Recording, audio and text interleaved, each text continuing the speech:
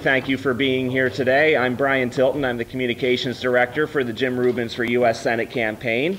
And we're here for a very important announcement today. Aaron Day from the Republican Liberty Caucus is here, as well as Jim Rubens, U.S. Senate candidate. And so each of them are going to give a statement, and then we'll turn to some questions as well from media for any questions you may have afterwards. So with that, I'd like to introduce Aaron Day, Chairman of the Republican Liberty Caucus of New Hampshire. Good morning. A prostitute, a politician, and an engineer were in a bar discussing which of theirs was the oldest profession. The prostitute said hers was known to be the oldest profession. The engineer said God created order out of chaos, which is clearly an engineering feat.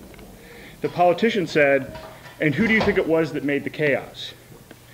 For the past 6 years, Jeanne Shaheen, working hand in hand with President Obama, has created chaos for our country and for our state. Some of the key pieces of legislation that she voted for include being the 60th vote for Obamacare. She claimed that if you like your current health plan, you can keep it. We know how that's working out. As a result of Obamacare Medicaid expansion in the state of New Hampshire, depending upon where you live, you may not be able to have your hospital visits covered, and we're likely to have a state income tax in order to pay for this expansive piece of legislation. And if you want to know what's going to happen as we continue to expand Obamacare and move towards a single payer system, all you have to do is look at the Veterans Affair, how the veterans' medical services are being run, to see how a single payer system will work under Obama. The government has now taken over a sixth of the economy. It'll reduce the quality of care, stifle innovation, remove personal responsibility, and with $17.5 trillion in national debt and close to $200 trillion in unfunded liabilities, we've moved one step closer to financial ruin. Shaheen also supported Dodd Frank, or as I call it, the crony capitalist too big to fail Big Bank Act, which destroys our community banks, makes it difficult for consumers to access financial services products, adds a regulatory burden that only the largest of our financial institutions can afford the lawyers to address, and increases costs for consumers. She's bad on the Second Amendment. She's favored expanded background checks for gun buyers. She's voted for a ban on high-capacity magazines, voted against expanded gun rights for our veterans, and voted for a ban on assault weapons.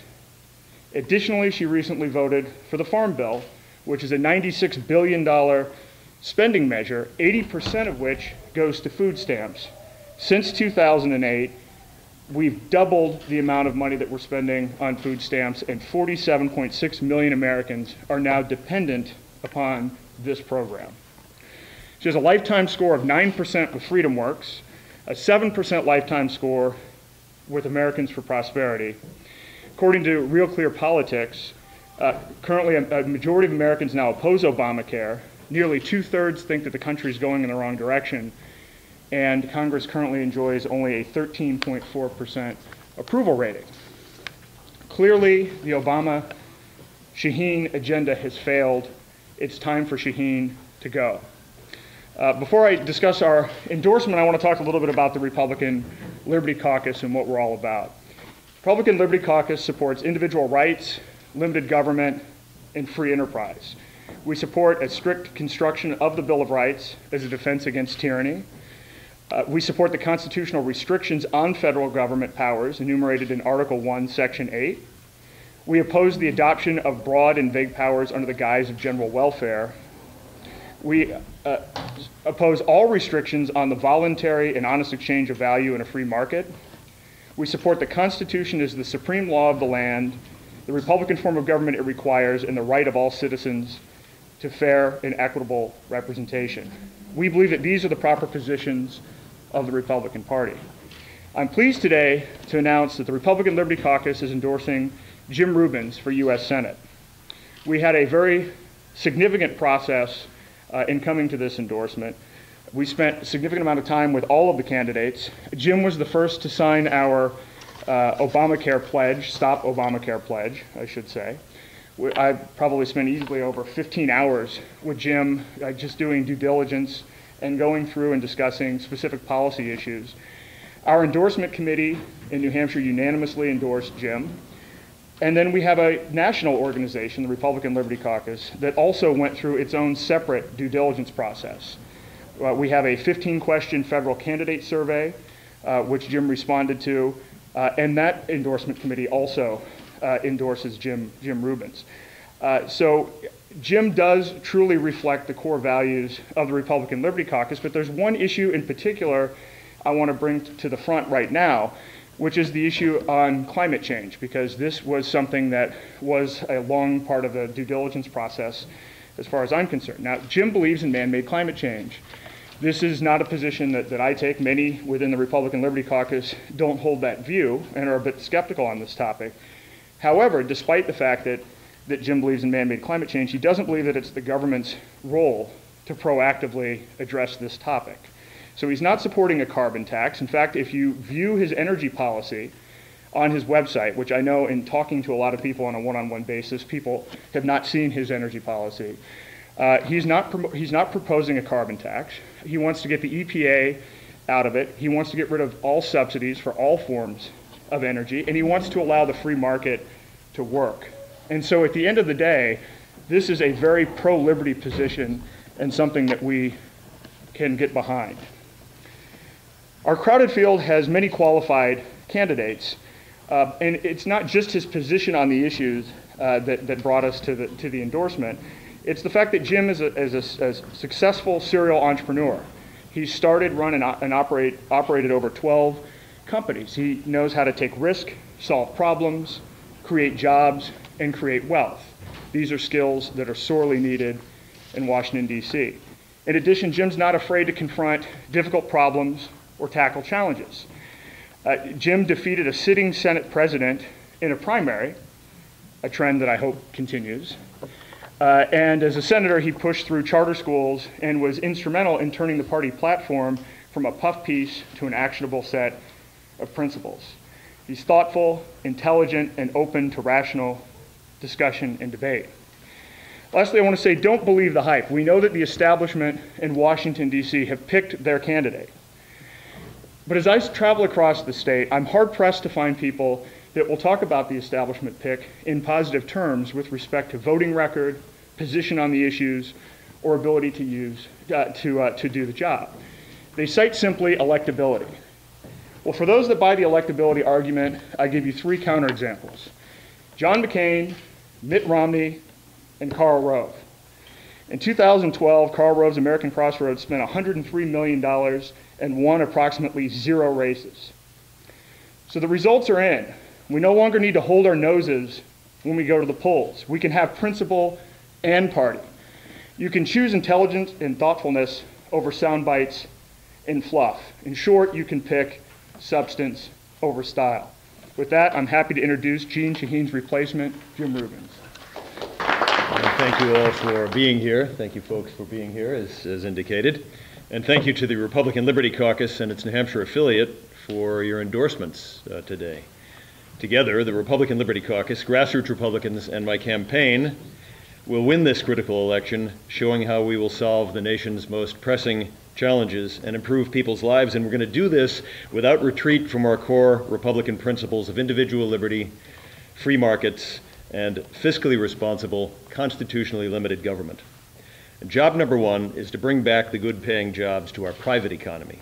Under Jeanne Shaheen and President Obama, we are suffering the longest economic stagnation in decades. 1 in 8 of us who want a job can't get one. People with jobs fear losing them. Real family income has dropped by 6% over the past Shaheen-Obama years, while the cost of living continues to spiral. We're not better off than we were 5 years ago. To bring the jobs back, we must make things in America again. And this means a simpler, fair, flatter tax code with corporate taxes that are at least as low as Europe's. And we can do this. This means that we must free the economy from overregulation and corporate cronyism, such as Dodd Frank with its 30,000 pages of new job-killing regulations. Dodd Frank is hurting New Hampshire's community banks, and it's hurting first-time home buyers who can't get loans. It's hurting small businesses who can't get loans. And yet the too-big-to-fail Wall Street banks, which caused the financial meltdown and whose lobbyists wrote Dodd Frank, are bigger than ever. And the American taxpayer is still on the hook for their next meltdown. And it's no wonder Wall Street is lavishing so much campaign money on the two candidates in this race who voted for Dodd Frank. To bring the jobs back, let's bust up the cable and telephone monopolies with a dose of free market competition from super Wi-Fi. We can give the unused TV broadcast spectrum back to the public. After all, we already own it, for use free of charge and without license. America's brilliant entrepreneurs will quickly build the new devices that will give us cell phone service and broadband service and real price competition where we can't get it now. And this will be great for New Hampshire's North Country. Let's remove the wet blanket that $100 a barrel oil has over New Hampshire's economy. Terminate all energy subsidies, tax preferences, purchase and supply mandates. Our innovators will step forward and stop their endless Washington rent-seeking and use all their talent to commercialize the low-cost, clean, and completely abundant energy we and all our allies in the free world will need to stop buying energy from our enemies. Let's bring back jobs by improving our schools. Consistent with the 10th Amendment, shut down the Department of Education and block grant the tax money, our tax money, back to the states and the schools to use as we see fit. Let's give some of our tax money to deserving parents so that we can choose the best public, private, charter school for our own children. Big problem number 2. Under Obama-Shaheen, our nation has racked up another $7 trillion in debt. And these debt levels are going parabolic over the next short number of years. Year after year, members of Congress in both parties kick the can down the road. They vote for debt ceiling increases, and they're doing nothing to address the impending collapse of our currency, the American dollar. We won't solve this until we elect a new breed of senator, serious about cutting spending. No part of government can be held immune. The Pentagon does not need its 170 golf courses. We don't need a raisin administration committee to control raisin farmers from selling and prohibit raisin farmers from selling their raisins on the private market. It's time to repeal the Davis-Bacon Act, which drives up the cost of construction on federal projects for roads and other construction projects. The private market can offer flood insurance instead of forcing taxpayers in Henniker to rebuild $1-million beach houses in Hatteras. We don't need 57 different federal job training programs, few of which have ever been tested for effectiveness. We don't need the Ex-Im Bank's subsidies, half of which go to one company. Solutions. Because Congress can't stop its spending addiction, let's put a hard dollar cap right on debt in the Constitution.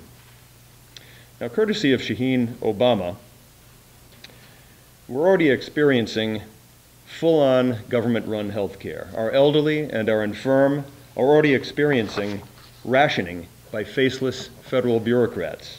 By rule under Obamacare, government has decreed that hospitals will limit and sometimes refuse to pay for Medicare patients admitted under this new thing called observation status, or if a Medicare patient returns to that hospital within 30 days of being discharged.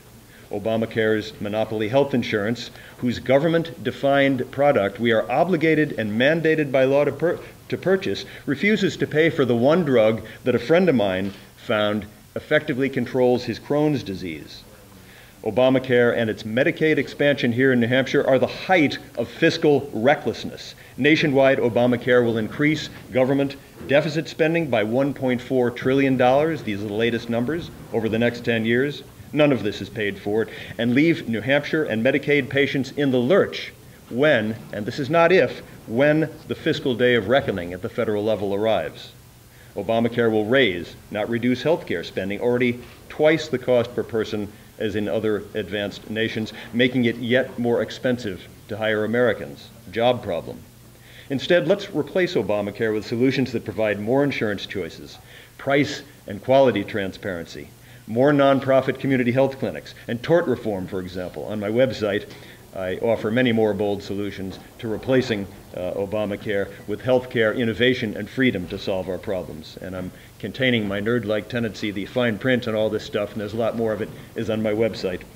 President Obama and Jeanne Shaheen are shredding our Constitution. They've allowed our government to spy on hundreds of millions of innocent Americans, and they have acted to compromise our Second Amendment protections our ultimate defense against government tyranny.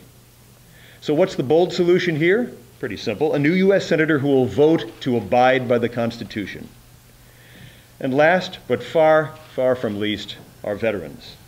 Sitting senators were informed 2 years ago that VA hospital administrators have been profiting by falsifying health care wait lists and denying veterans the health care that we owe them. Jeanne Shaheen's grandstanding today about her concern for vets does not absolve her for her failure to demand and get action 2 years ago when she learned about this. Jim Rubens' bold solution? Simple. Give vets vouchers so that they can obtain the care they need now at the hospital or clinic of their choice. And meanwhile, fire and criminally prosecute culpable VA officials. And if Jeanne Shaheen was acting in vets' best interest, she would not have backed another Middle East war quagmire with her vote to bomb Syria to cover for President Obama's rashly constructed red line.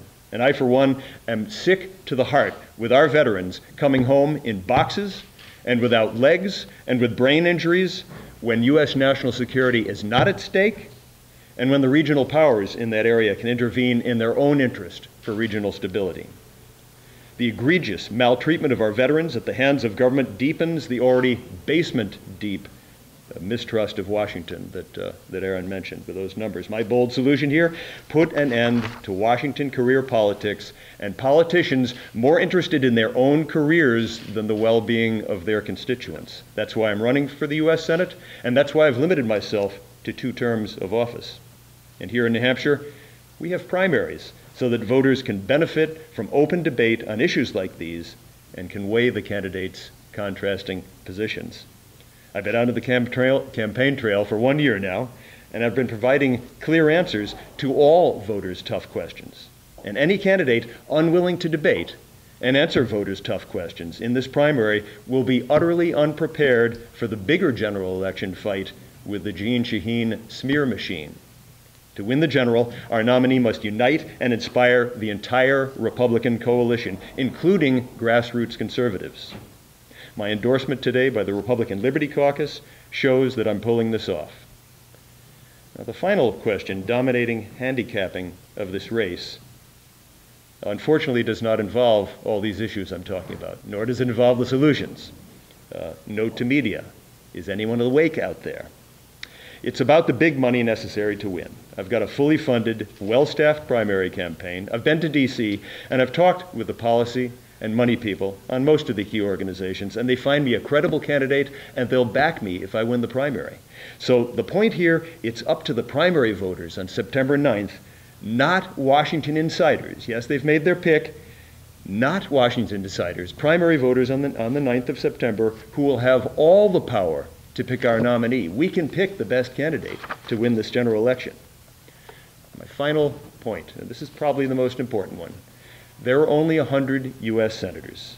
Our nation's challenges are as great as they've been at least since World War II. And it's urgent that New Hampshire have another senator who takes these challenges seriously, one who can think carefully, one fundamentally committed to liberty, and one with the proven capacity to see through the fog and to lead.